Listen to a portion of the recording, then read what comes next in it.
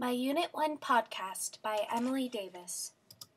Two very influential men in the 1700s and 1800s who could not disagree more had their own way of shaping the government we have today. Their names were Alexander Hamilton and Thomas Jefferson. Alexander Hamilton was most likely born on January 11th, 1757, although the exact year of his birth is unknown. His formal education as a child was minimal. When his mother died in 1768, Hamilton took his first job as a clerk in the offices of merchant Nicholas Kruger.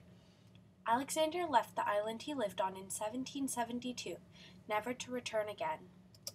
In New York, Hamilton attended several preparatory academies and schools to prepare himself for college. He eventually enrolled in King's College, which is now known as Columbia.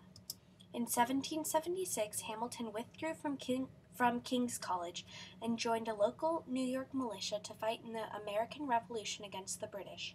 During his first year of service, Hamilton served as an artillery captain, but quickly moved up in ranks and eventually became one of General George Washington's military aides.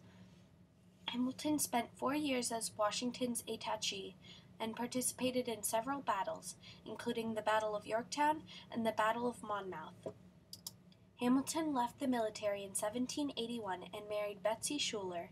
Hamilton served as one of New York's most prominent lawyers in the early 1780s and also began his political career, serving first as a national tax agent and then as one of New York's representatives at the National Congress in Philadelphia.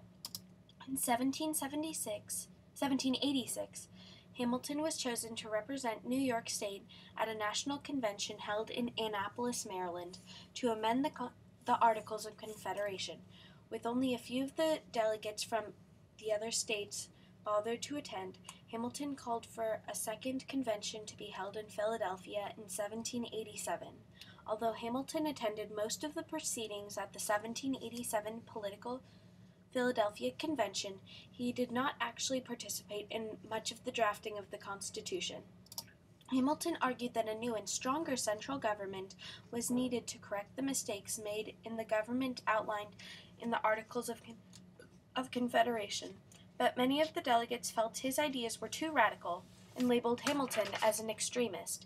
Nevertheless, when the Constitution was presented to the delegates at the convention, Hamilton signed the document. He believed the Constitution was a step in the right direction, and also believed that if it was not approved, the entire Union would collapse. With this in mind, Hamilton returned to New York, where he published a series of essays to encourage the people of New York to ratify the Constitution. Hamilton co-authored the essays with John Jay and James Madison under the pseudonym Fabulous, and the collection came to be known as the Federalist Papers. When George Washington became the first president of the United States in 1790, he selected Alexander Hamilton to be his first Secretary of Treasury. Although Hamilton served in Washington's cabinet for only 5 years, many historians regard him as the greatest and most influential Secretary of the Treasury in United States history. As Secretary, Hamilton wrote 5 key reports that established American economic policy. The first and last of these reports were his reports on the public credit, in which Hamilton argued that the United States government should assume the debts of all the states' governments. Hamilton also encouraged Congress to pay the interest on the debts the country owed, not just the principal. He believed that these measures would give credibility and stability to the American economy system. Hamilton also wrote a report to convince Congress to establish a national bank to control the country's finances, and followed this up with a report encouraging Congress to draft a Mint Act to create a national mint and stable national currency. Hamilton believed that manufacturing would bring more money into the country, but Secretary of State Thomas Jefferson disagreed with this argument and believed that a nation based on business would jeopardize the Republican ideals the nation was founded upon. Hamilton and Jefferson differed on other ideas, most notably in their interpretations of the Constitution. Hamilton followed a loose interpretation of the Constitution, which he believed permitted everything that it did not expressly forbid. Jefferson, on the other hand, was a strict constitutionalist who believed that the Constitution forbade everything that it did not expressly permit. Jefferson and Hamilton's battles spread throughout the nation and laid the foundation for the first political parties. As Secretary of Treasury, Hamilton also became involved in foreign politics. He encouraged President Washington to send John Jay to England in 1794 to negotiate a settlement to end a dispute between the two countries. Hamilton resigned from his position in Washington's cabinet in 1795 and returned to his law practice.